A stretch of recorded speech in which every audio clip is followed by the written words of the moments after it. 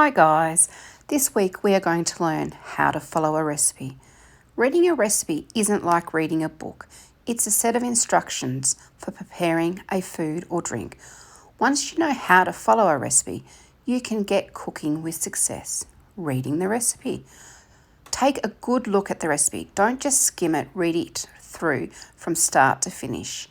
As you read, visualize doing the steps, which will help when you preparing and prevent that dreaded yikes, I missed an ingredient or I didn't put it in.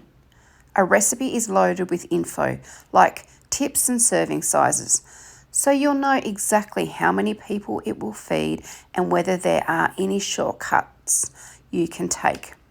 Just a little tip, pay attention to the order in which ingredients are prepped.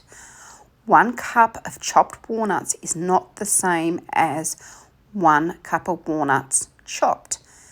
In the first phase, chopped walnuts are measured. In the second, whole walnuts are measured and then chopped. So, figuring out the timing. Check the prep time and total time listed at the top to be sure you have enough time to complete the recipe.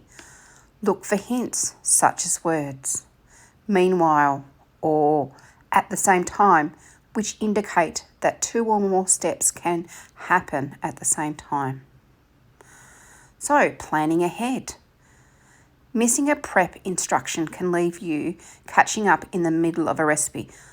Look for time-consuming steps such as an already prepared ingredient like cooked chicken or rice, thawing a frozen ingredient or preheating the oven. Preheating the oven is one of the most important things that you need to do for success. Mise en place is your friend. Mise en place is a French term which means putting in place, and it means exactly that. Measuring ingredients, chopping food and preparing all your ingredients before you start cooking. It is a terrific way to get organised and avoid missing an ingredient or mixing up a step.